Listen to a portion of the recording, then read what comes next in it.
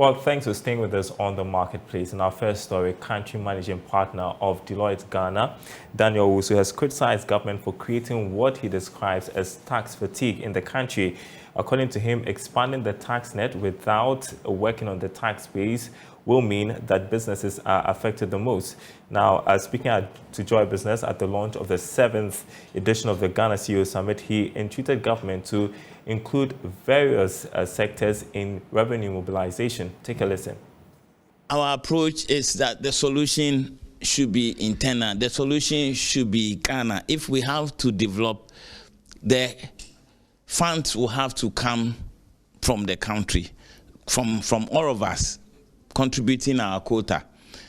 So when I refer to tax fatigue, what I mean is that the same people going to them day after by increasing, and I gave the example that the effective tax rate is now, the tax rate is increased to about 35%. It used to be about 30, now it's about 35%.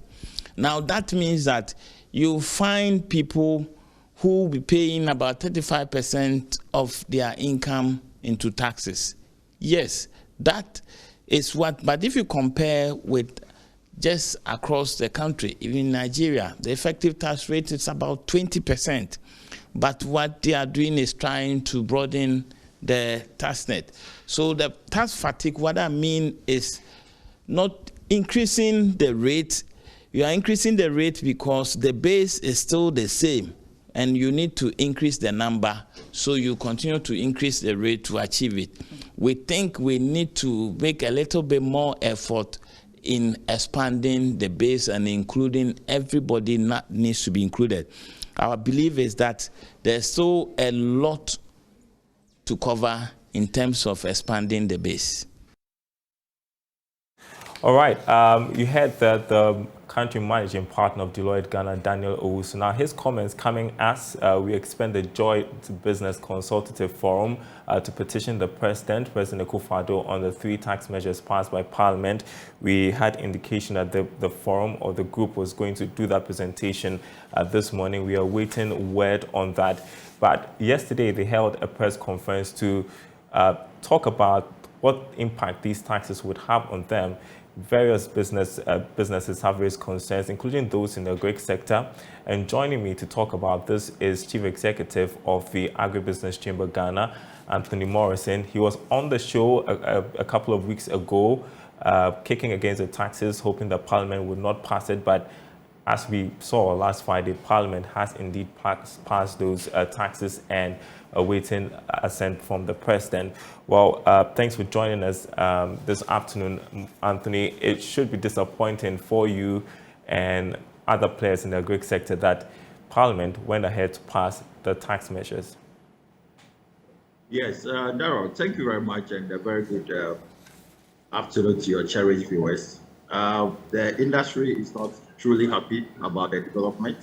The fact that the industry is already crumbling heavily under the Russia-Ukraine war, most especially, and also the challenges with our forex.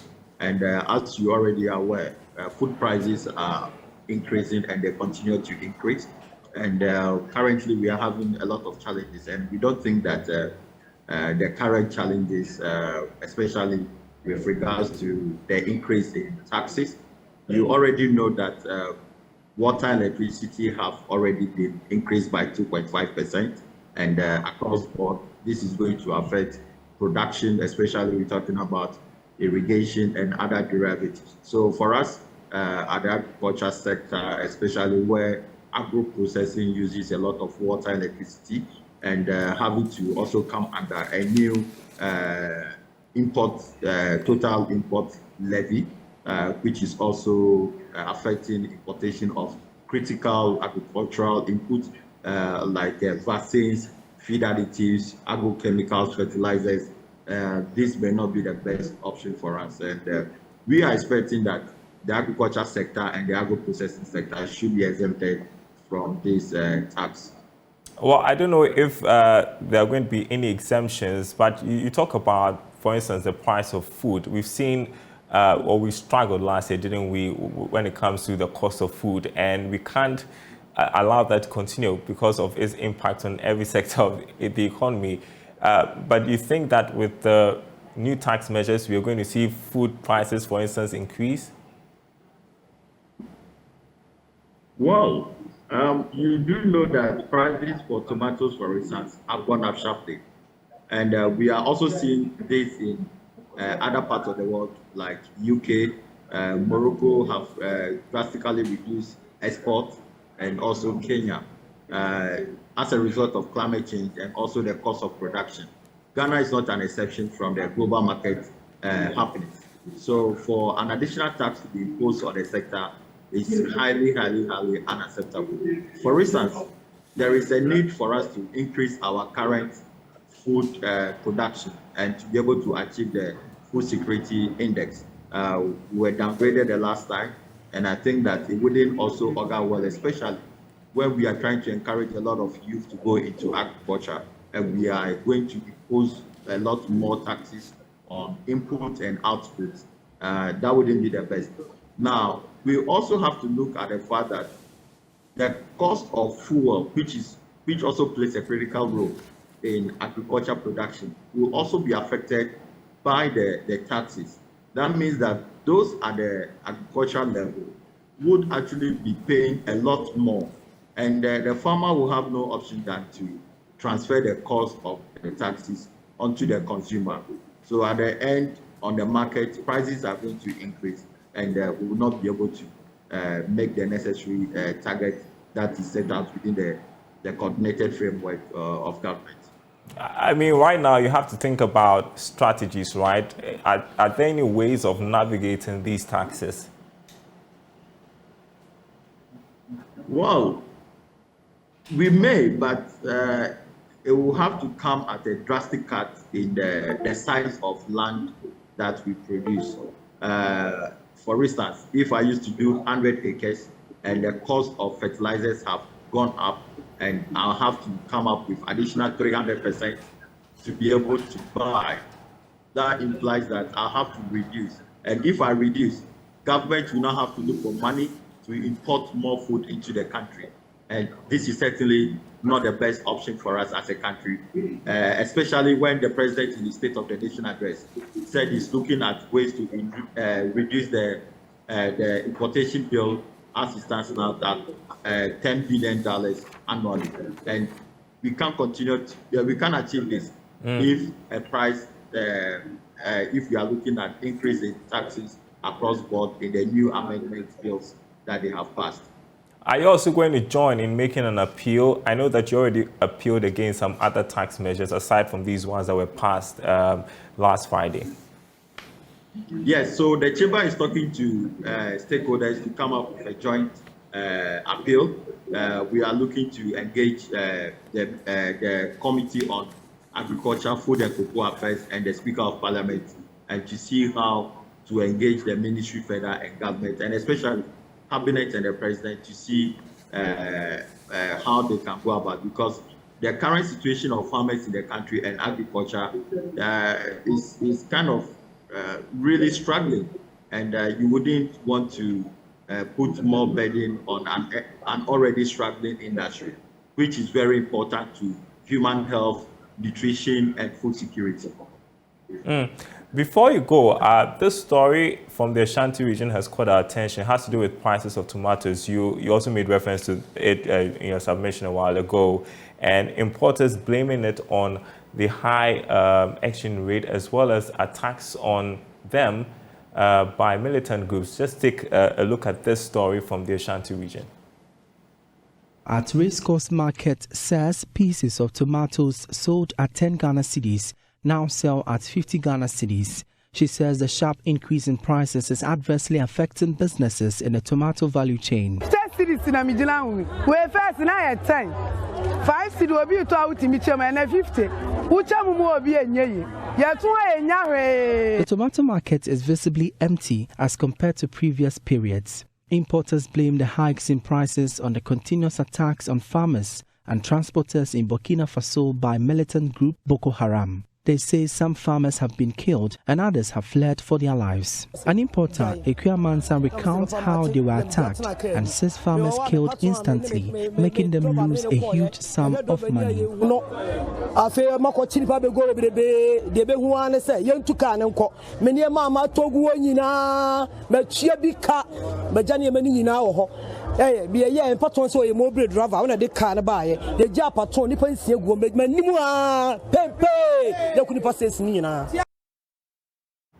That is very disturbing. And Anthony, we just have a minute. My difficulty is why we still have to import something as basic as tomatoes from Burkina Faso. Well, Daryl, I share the same feelings and sentiment with you, and especially when we have a very huge youth population looking for jobs, where we have a lot more market demand for tomatoes. And I don't know why, as it stands. But the good news are that the likes of WACI, West Africa Center for Crop Improvement, and CSR have come up with a new variety of seeds for tomatoes, which the farmers can now adopt and also begin to produce the kind of quality tomatoes we go for from Burkina Faso. It's sad that I'm currently in Tamale, and this morning on the road, I count virtually more than 60 tractors all the way going to Burkina Faso to load tomatoes. It's sad. This is a loss of earning to the country, labor force, and several other things that we are moving to Burkina Faso. It's estimated that Ghana spent no less than $350 million annually in tomatoes importation from only Burkina Faso. This money could go directly to Ghana's economy and that is about 25% of the money Ghana is looking for from IMF. So if you look at the agriculture sector in general, our importation bill for rice, for sugar, for fish, frozen chicken, fat and oil, and also fruit juice and other varieties could easily be used to set off what we are currently looking for with IMF. So I think that government should pay more attention to agriculture, and especially the key priority areas, so that we begin to mitigate the current challenges that we are facing. All right, Anthony Morrison, CEO of Chamber of Agribusiness Ghana, enjoy your time in Tamale, and thanks so much for your time. Well, you may be wondering what causes our currency notes to get damaged easily. Could it be as a result of poor handling? And what happens to the notes over time? Well, my colleague, Jesse Agbakpo, has been investigating this in this special report.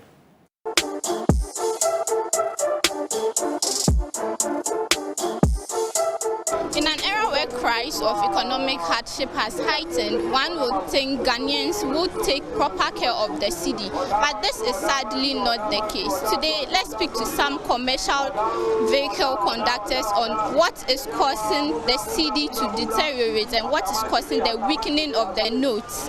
The Ghana cedi note, which serves as the nation's primary medium exchange, continues to disintegrate uncontrollably. The 1 and 2 Ghana cedi notes are the most widely used notes in this scenario. This raises the question of whether Ghanaians are indeed having a hard time making ends meet, given the careless way the notes are handled.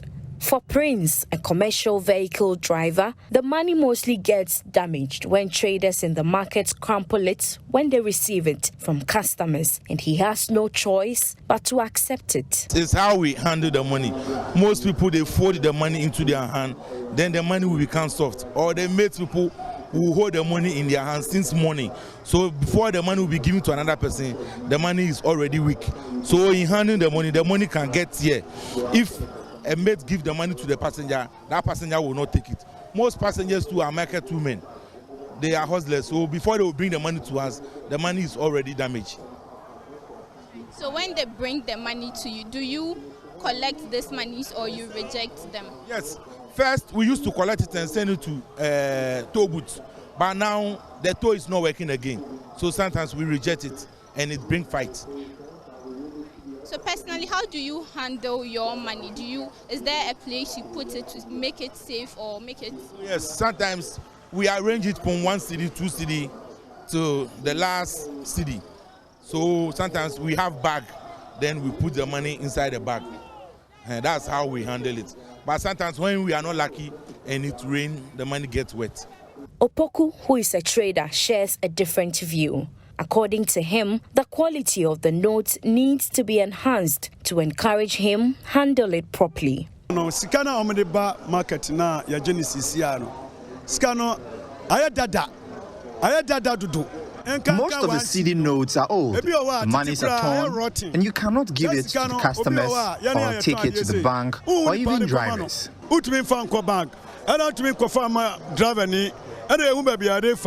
It is Siano, Utandia Cacra, no, Ubenya Cacrato Dianedi, and also Natitiano, the brand. After selling my items, I am unable to use the profit to buy foodstuff, so the money has become unusable and is losing its value. Utumi fanko tonsho na wanom na wanyankwa. Eti na chese sikane kutano, aya bibia aya bola. Yamagaza aya bola. Eti omu no munye sikane ye maya, na sikane value. Na nso ya hontoya na yafa bi ntoduane ni. Na Ghana no ayasa ya bradudo. Personally, how do you handle yours? You have a purse you put it in, because you understand when the money is being touched often and there's the possibility that it can become weak and get torn. Do you fold your money or you have a purse that you put the money in? Yo, what be samis? On say ya no ya twan ya no. As a trader, I do not have any purse that I can keep my money in. So once the money gets torn, they should be taken away from the system. The note should also be of good quality to encourage us to handle it properly.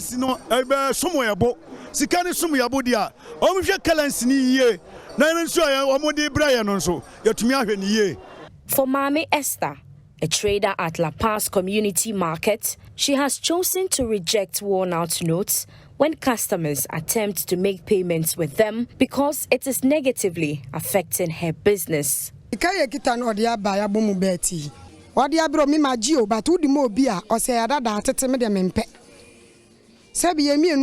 money was used to purchase an item from me. I accepted it, but when I gave it back to customers, they complained that it is torn and refused to accept.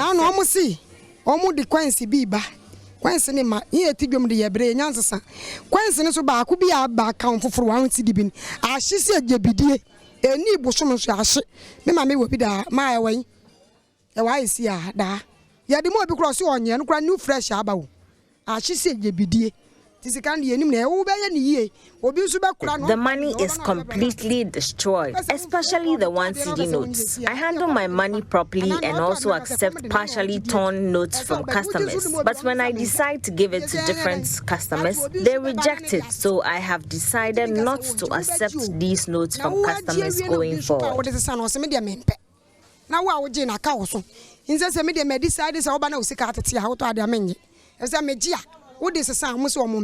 Another trader also lamented the fact that the quality of the notes prevented him from using his earnings. He claims to have 200 CD notes at home, all of which are completely ripped and unusable. Ubi to dia wo menchance bia mkutem na sama ma oso wo mpe na ska no ayemre na ska na ayemre se ye gana ska ye nyina yedi oso wo mpe na yen kan chala ban na ska no obese mo se na ska na egu ibutum de ayemre do. When I want to give money that is weakening to customers, they reject it, saying it is weak, so we should tell the government that the CD notes are too weak. But it's council, the Maju is council, Abbey Memory in ID. What the movies was I am the most Scacora, Scabba fancy 200 Kwawu. Mean you being family, a goofy is say, 1 CD, no need to square money in Papa. It's a 1 CD, the air millennia, then in fact. They also reject the coins. I have about 200 Ghana cedis at home, but I cannot give back to customers. And this is a loss to me and is making the purchase of items difficult.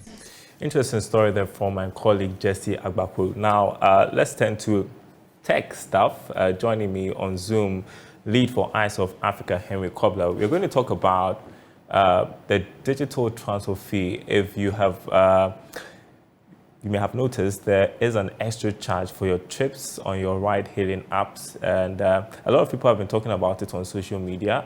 I don't know if you have experienced it yourself, but apparently it's a directive from the DVLA, and here to talk about it is Henry Kobler, lead for Eyes of Africa. Henry, good afternoon to you. So there's already a debate as to whether or not this levy is legal. We are not going to delve into that, but essentially means that rides are going to become more expensive. Thank you very much, Daryl. So, I mean, generally, if you're looking at the increments that has already been shown up in the ride-hailing services, you will realize that there's already been some level of increment in the base rate on some of these ride-hailing services, which is making the trips kind of expensive for the riders that are patronizing the services. And so, if we sort of citing sort of a fee or a levy, however way it is, I mean, legally, we can't even determine what it is now. It's basically going to add up to what exactly riders are now going to have to pay more and extra for their rides. And for me, definitely, that seems to be a very wrong move, because I think that we've made that assertion a lot of times that whenever it gets to technological applications and practices, generally, you like to make sure that the tech gets to be more used and friendly to people before you sort of introduce a lot of the taxes. And right from the point where we introduced the e-levy on mobile money services, I had mentioned that generally it's going to start cutting across with almost every application, and that's sort of going to seem to be like a norm. And this is exactly what we're seeing now here. And definitely, I see it like a very terrible move, because, I mean, my mom is now getting used to be using Uber. And that's a very big breaking ground for, I mean, elderly people getting accustomed to technology. And so whenever these fees, I mean, gets to be added up, it sort of gets people to be deterring from using some of these things. Technology has the potential of growing businesses. I mean, if you're looking at how businesses have the potential of growth in the tech sector, it's better off that you sort of leave them and focus a bit on regulatory services for some of these packages or applications that are out there, to make sure that they're sort of having some level of growth before you look at putting in some level of fees in there. But regardless of anything, I don't even see how DVLA is sort of contributing in terms of regulatory aspect to ride-hailing services, much more to be benefiting from this side. And it's exactly the point that the riders bring up, because they feel that the other important aspects of their job are not being addressed. And I wanted to find out also if you feel that this would be a disincentive for us who patronize ride-hailing apps.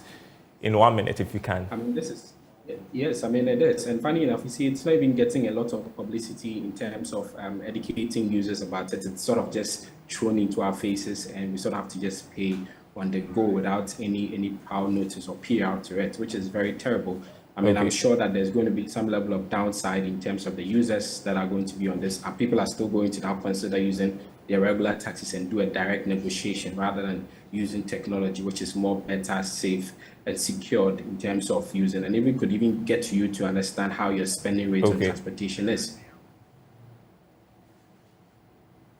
All right. Thank you so much, Henry Kobler, lead for Eyes of Africa. Appreciate your time with us. And that's the marketplace. Thanks for watching, everyone. More news on our website, myjoyonline.com/business. We'll be back same time tomorrow.